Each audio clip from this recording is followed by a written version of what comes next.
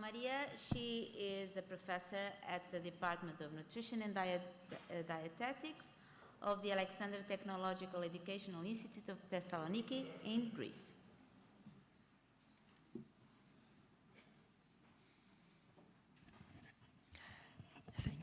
Thank you, Anna. Good morning. Now this, let's call it the second part of this workshop. I will try quickly to present our position paper with the title Dietary Management of Obesity in Adults, Pitfalls and Opportunities in Europe. I would like to say that this was a collaborative work between all the members of the Nutrition Working Group, and I want to thank you all. And this report, this position paper, has not been published yet. It has been submitted to the Obesity Facts and will be published soon. And when it will be published, you will be able to find it in the website of EASO. So today I'm just going to present the basic points. So what have we done in this report? In this report, we present, first of all, in the first section, a review of the existing national guidelines for the dietary treatment of obesity in Europe, as well as the results of a survey we did in the European countries. And this survey describes the role and the current practices in the dietary treatment of obesity. We also gathered some evidence, the latest evidence, on obesity management and interventions around Europe for obesity prevention. And all this, it was analyzed in order to identify a common ground and existing gaps in the knowledge and practice of dietary treatment of obesity.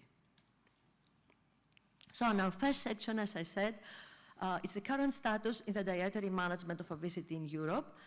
And this exercise actually started in 2014 from the European Specialized Dietetic Network of Obesity, ESD and Obesity as we call it, of EFAD. You heard about EFAD before, the European Federation of the Association of Dietitians. And we mapped guidelines on obesity in Europe with the following two aims. First of all, to compare the guidelines for obesity management across Europe, and second, to stimulate dietitians to work according to guidelines for improving quality and evidence-based care. Later on, in 2016, we also had an online questionnaire that was sent in all 34 EFAD association members, requesting them to forward this questionnaire to their national obesity special dietitians in order, as I said, to map, if possible, the current practice of the dietary treatment of obesity in Europe. We had 229 questionnaires that were returned, and out of them, we had 185 valid questionnaires from 22 European countries. So we did gather a lot of information for what is happening around Europe. And there are many results, but I'll try to really show you probably the most characteristic ones. First of all, what we found out that there are different goals in the national guidelines. So there are differences in the different countries regarding the goals. So for example, you can see in the Netherlands, the goal is a reduction of body weight of 5 to 15%, but you can see, for example, that in Italy is 10% weight loss in the recommendation. But for example, in Germany, there are two categories. If your BMI is between 25 to 35, then the goal is 5% weight loss, or whereas the BMI is more than 35, the goal is 10% weight loss. So differences between countries, and differences between what we call weight loss maintenance. Some pay more attention than others, and some are talking about, for example, in Great Britain, for a 5-year weight maintenance program, or some others, like in the Netherlands, they talk about 2-year weight loss program, but some other countries don't mention that at all in guidelines from other countries. So we figure out that there were a lot of differences regarding the treatment goals. And also we would try to figure out what are the tools that they are using for the obesity diagnosis. So what we found out is that 90% are using height, weight, and BMI as a diagnostic tool. And only 64% measure, doing the measurement of waist circumference regularly, and 64% only measure body composition. And as Ellen saw the same slide before, we also gathered information regarding the type of dietary interventions, and we found a lot of differences. For example, it's interesting that 65% answered that they are based their dietary intervention on individual dietary assessment, but we found differences around European countries regarding recommendations on different type of diets, like Mediterranean diet, low-fat diet, low carbohydrate or high protein diet, or very low caloric diet. In our second part, we try to gather the obesity prevention strategies in Europe. And we gathered a number of different strategies. And I'm not going to go through all of them, you can see them in the slides, but I want to stress that there were different strategies in different countries. For example, in Germany and Italy and UK and Sweden, they encourage the moderate consumption in alcohol, or they ensure adequate intake in nutrients in Sweden, Norway, Denmark. You can see the countries, and you can see the obesity prevention strategies. Most of them are very interesting strategies, but there are a lot of difference between what is suggested in each country. And this is what made us understand that we need to have European guidelines that will try to really, as we gather all this information, analyze them, and end up with, finding out what we think is evidence-based. So after we concluded this position paper, we will follow with this, what we call European guidelines, evidence-based European guidelines for obesity. And the first part, as I said, is for adults, and we're hoping next year to also do the same mapping exercise for children and go on with producing or developing European guidelines for children. And you can see some more of the prevention strategies that we gathered. For example, drinking water instead of sugary drinks was only recommended as a prevention for obesity in UK and the Netherlands. And limit the portion sizes, which I'm sure you all believe it's very important. It was only mentioned in the UK strategies. For example, reducing intake of saturated fat was recommended in more countries, but in not all the 22 countries. And what we did with the section 3 of our position paper, we tried to see what is in the literature. We did a review, and what of this dietary treatment for obesity management are, I would say, evidence-based. So we try to have the evidence-based methods presented in this section. And I will go through the 10 important evidence-based recommendations for the dietary treatment. And the first one is the reduction in body weight. That it's a strong evidence that we need to suggest a 5 to 15 weight loss over a period of 6 months. This is realistic, and it has been proven of health benefit. Prescribe a diet to achieve reduced calorie intake for obese or overweight individual who would benefit from weight loss as part of a comprehensive lifestyle intervention, as all the previous speaker also stressed. And this, you can do it in 2 ways. You either prescribe a diet from 1,200 to 1,500 kilocalories per day for women and 1,500 to 1,800 kilocalories per day for men, or you prescribe a 500 kilocalorie per day or 750 to 1,000 kilocalorie energy deficit.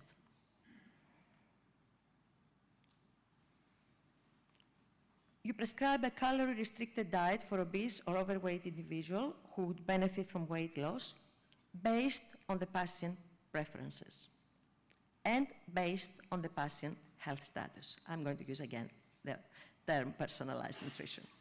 And preferably, this could be done by a nutrition professional, a registered dietitian for counseling. We do know that significant clinical benefits against mentioned from the previous speakers may be achieved even by modest weight loss. Again, we mentioned the 5 to 10% loss of initial body weight. Together with lifestyle modification, through improved nutritional content of the diet and modest increase in physical activity and fitness. That should be part for any program. Lifestyle changes that produce even modest sustained weight loss of 3 to 5%, a lower weight loss, produce sometimes clinically meaningful health benefits, and greater weight loss produce greater benefits. Sustained weight loss of 3 to 5% is likely to result in clinically meaningful reductions, and you heard it again from the previous speakers, in triglycerides, blood glucose, hemoglobin, A1C, and the risk of developing type 2 diabetes. And greater amounts of weight loss can reduce blood pressure, they can improve LDL cholesterol and HDL cholesterol, and reduce the need for medication to control blood pressure, blood glucose, and lipids, as well as further reduce triglycerides and blood glucose. More attention should be paid to measuring waist circumference and improving body composition, focused on ameliorating or maintaining the free fat mass and decreasing fat mass. Balanced hypocaloric diets can be tailored to individual patients on the basis of personal and cultural preferences, and may therefore have the best chance for long-term success. And we do have a lot of evidence-based paper for the Mediterranean diet.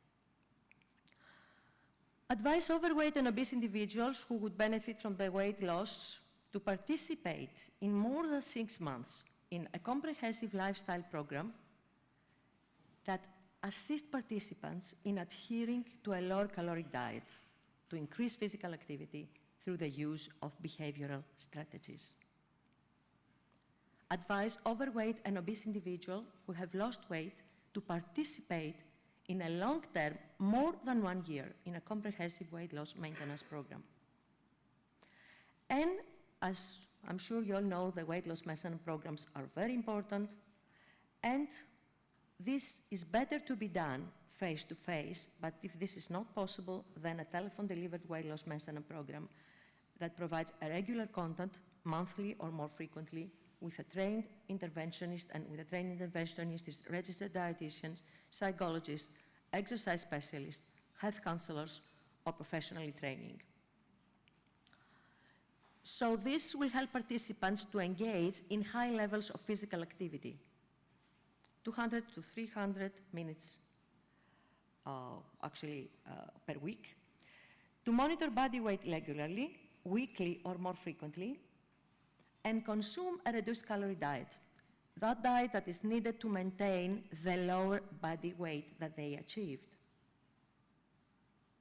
Finally, we don't have strong evidence, but it's a moderate evidence for the use of very low calorie diet, less than 800 kilocalories per day.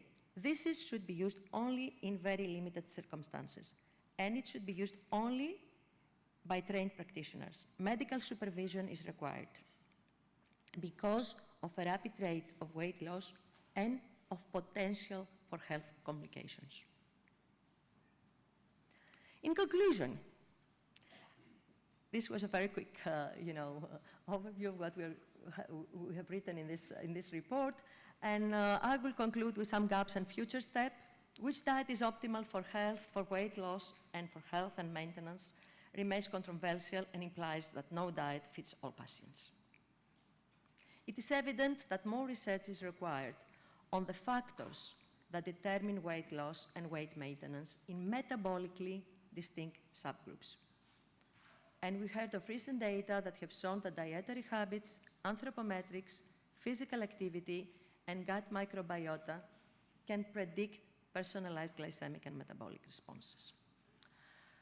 We also know that there are a number of gaps on the role of certain foods and the role they play in the treatment of obesity. Studies illustrate that the response to an intervention depends on a great variety of factors, including diet composition, protein, carbohydrates, fat, dietary fiber, food products, the physiological metabolic phenotype, the microbial profile, as well as lifestyle factors, including sleep, stress, physical activity, and all this should be taken into account. Because it is now clear that patients have different profiles and therefore react differently to interventions.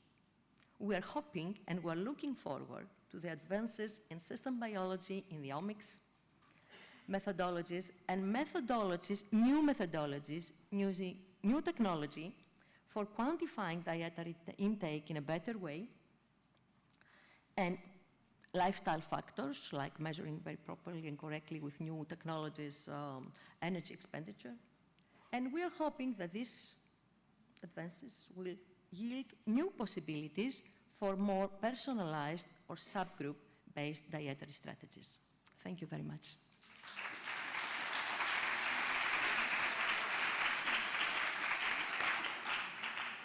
Okay, thank you so much.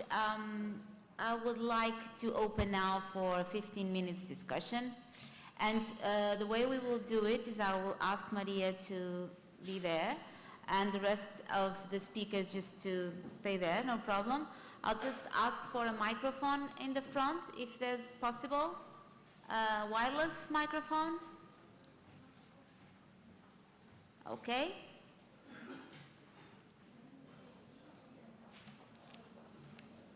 Okay.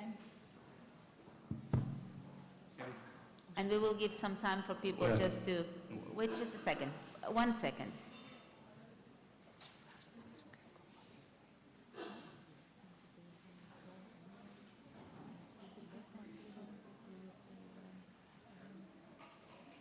Is there a microphone?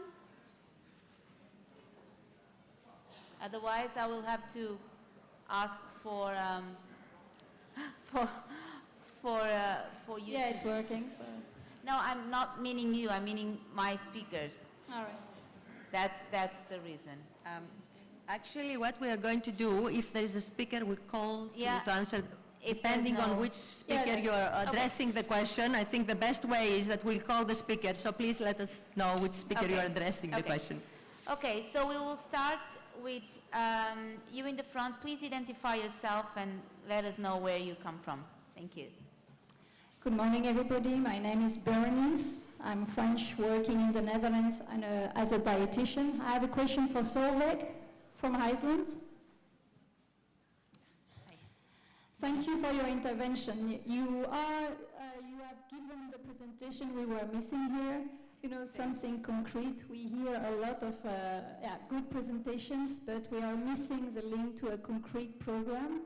So I was really interested. How do you use the gaming application working with people with obesity? How do you put it in your program?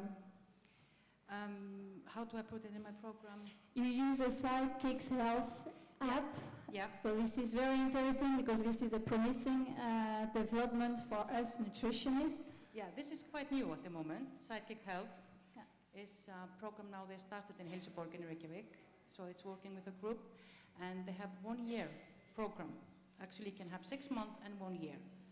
So I come in as a former patient and it is different for a patient to speak to another patient than talk to a doctor, nutritionist, or the people who works there. Because sometimes you have been hurt as an obese person. And most of us, we have been burned from the health system. So I'm quite of like a little bridge between the healthcare system and for the patient when they start. But how do they use the app? Does everybody has to get into the app? Yeah, the app is in the 1 year program. Called Heilsuløsnir, the health solution.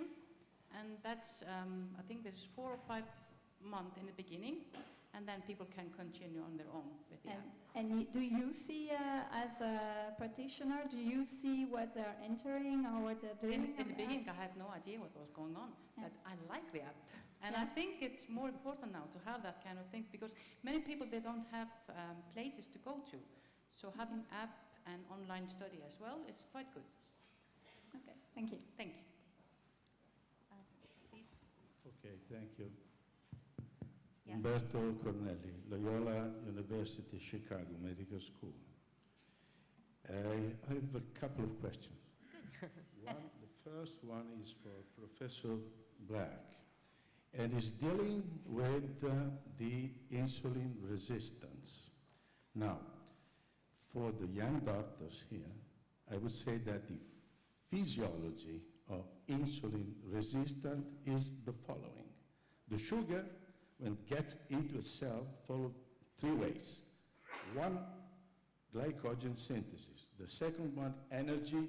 The third one, for 3% of the glucose, is a transformation in diphosphoruridine glucosamine and get insulin resistance. So insulin resistance is a physiological process. And one of the major producer of insulin resistance is the gut, where we absorb glucose. I've not seen reporting insulin resistance in relation to the gut in any of these speeches. So we will not end up with a solution. You know, if you give antibiotics to a man, you will see that the glucose, blood glucose, goes down. Why?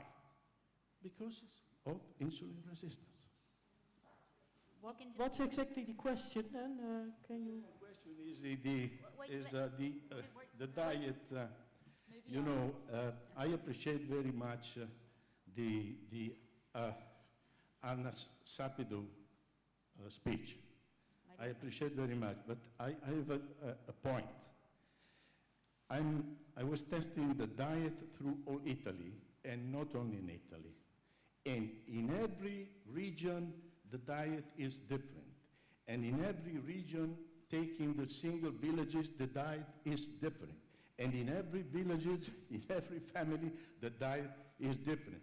So my concern is we should set up family guidelines. Yeah, thank you. Okay, maybe Ellen, you ask. Yeah. With respect to the first, I fully agree that the insulin resistance indeed is very much determined by a very complex inter-organ crosstalk, including the gut, the adipose tissue, liver, muscle.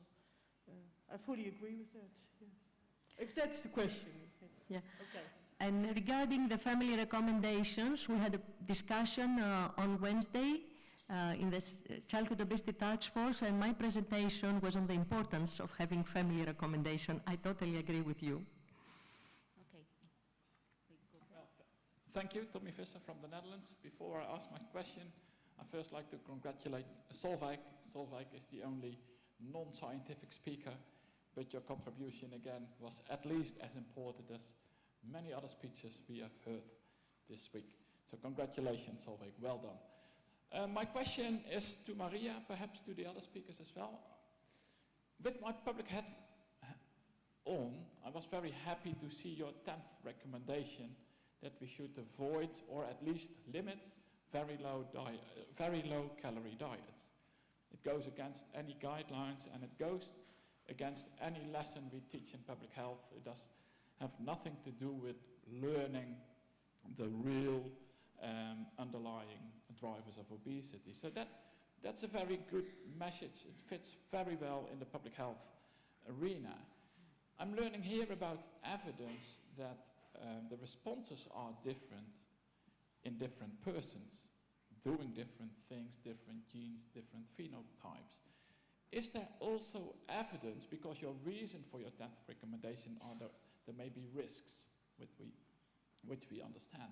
Is there also evidence that the responses to the healthy diets are different if you have been through a very low calorie diet? Because that would be an extra very good reason to limit. So you mean that if you are in a very low calorie diet, Yes. and then what is going to be your adaptation and difference after you finish the low calorie diet? Exactly. Yes, I see. I don't know, do you want to any one of you has any comments on that? About what happens after you do a very low calorie diet? Yes, Actually, I fully agree that focus has to be on your first point, on a healthy lifestyle, just eating healthy and physical activity, and not on weight loss per se. But I think, we all agree on that. Yeah. With respect to the second point, of course, that's a little bit controversial. There are, on one hand, and that was presented, some indication that it doesn't make any difference if you lose very rapidly weight on a very low-calorie diet or another diet for long-term weight maintenance. On the other hand, there are also some indications that indeed, with considerable weight loss, that you have a kind of metabolic adaptation, which promotes again weight regain. So it's. So that's. But at least we know that weight regain happens in many subjects. So in that respect, I think focus on a healthy lifestyle should be, or changing lifestyle should be first priority. At least, perhaps there are also additions or other views with respect to that. But I would say that there is a gap there, and you're definitely right, but we haven't really seen what are the physiological changes. So We it haven't seems really, inspiring to yes, me to you're further definitely right, strengthen we need more work on our that. collaboration. Because we keep on saying, the dietitians, that if you follow such a diet, then your metabolism, your basal metabolism is reduced, and then you don't lose weight so quickly. But I don't think we have evidence, real good trials on that. And thank you, this is a very good suggestion for a future project. Thank you very much for your comments. I would like to add on the LCD aspect that it can actually be very motivational for subjects if they lose quite rapidly, maybe 8–10% of their body weight. It is really motivational, at least what we see in the preview project. They are very keen on sticking below their original diet and changing their lifestyle after such a relatively short period of LCD of 8 weeks or 10 maybe. So it's not completely, well, I would say it has its value in that respect. Thank you. We'll proceed with Katja Martins from the Norwegian University of Science and Technology, and I would like to continue the discussion that we have just had on very low energy diets. And I do not understand why the last speaker considered that the evidence is only modest for the use of very low energy diets, but it is strong for the use of low calorie diets. Because in fact we have the golden standard research standing on that. We have the study from Purcell, published in Lancet Endocrinology a couple of years ago, that showed that losing weight fast, 15% of baseline weight with very low energy diet, versus losing the same amount of weight gradually with a low calorie diet, induced exactly the same changes in body composition, and that after 3 years of follow-up, weight regain was exactly the same. The same, And also, and very importantly, as Professor Raben has also pointed out, the completion rate was significantly higher in the VLED group compared with the LCD group. And I believe that there are 2 reasons for that. First, the participants saw the results very fast, and that can work as a motivational factor. And second, with VLCDs that are ketogenic, opposite LCDs that are not, participants do not feel hungry while they are on the diet. And that can help them progressing with weight loss. So I think that is very important. So when you talk about complications, I cannot think about any complication with the exception, of course, of an increased risk of biliary disorders and cholecystectomy. So I believe VLCDs are one option that can be used as many others, and that can be very good as a kickoff to produce a large weight loss at the beginning. Well, I will just say that it's a very controversial subject, as it was said before, and it will take us a long time to discuss it. But generally speaking, what I could say, and I will give, of course, the floor to my colleagues to also comment on that, is that when we're talking, first of all, we have to make clear what we're talking about, the very low-calorie diets. We're talking about diets less than 800 less than kilocalories per 800, day, and then we are talking about diets that should be prescribed in such a way that will cover all the macro and micronutrients. And you do know, if you're a dietitian, this is very difficult. I am, thank you. Yeah. Could I add something? Yes, Sorry? definitely, sorry. We just said that a low-calorie diet, very low-calorie diet, should only be administered in very professional setting, and not, as we see now, that you can obtain that in a pharmacy and do it yourself at home in your own way. That's not good. That's uncontrolled. For sure. And we are dietitian is against required that. as with any dietary intervention, so I'm not supposing that Yes. it can be used No, but by you- everyone without no, but it has to be a necessary- controlled environment for a limited period of time, and then it's very beneficial for some patients indeed. So, but it's not now. In some countries, you can get this over the counter in a pharmacy. You know, if you want to lose your bikini I kilos, so to completely agree speak, with you. My and that question is was counterproductive. Because the moderate regarded in comparison with strong, that was we chose to evaluate the results, is that we do have some studies, exactly as Ellen said, that we cannot actually give these diets unless it's under medical supervision. It's a diet that we cannot, and as very well was stressed before, we cannot use it in public health. yes, for sure. Okay, maybe we stick to or go to another subject of the presentations before. My We question have is a a different question subject. over there. Hi, my name is Enzo Di Battista. I'm from the University of South Wales in the UK. I enjoyed all the presentations. I could probably ask each one of you a question based on what you talked about. It was all superb. I'm particularly interested in the first presentation from Ellen Black, mostly because it overlinks with some of the work that I'm doing. And you mentioned about the personalised approach based on HOMA, and that some increases in HOMA, they would respond better in things like the Mediterranean diet and potentially a low-fat diet but with omega-3 fatty acid. One of the challenges that I've got, that I'm trying to overcome, and there has been a good review recently, is actually trying to define what low HOMA is. There's so much variation in the literature. That's my first part, so if you can help me with that. And just some of your thoughts on these diet approaches and the reasons why it helps with using HOMA as a diagnostic approach. Yes, what I did present is indeed some post hoc analysis in the LibGene study, and they Yes, that's right. overall there was no effect of diet on insulin sensitivity, and then they did some additional analysis, divided the group in high HOMA and low HOMA, and they saw a differential effect of diet. If it's related to HOMA per se, or whether HOMA is related to other measures of insulin resistance, as I indicated also in the first example, I took more tissue-specific insulin resistance.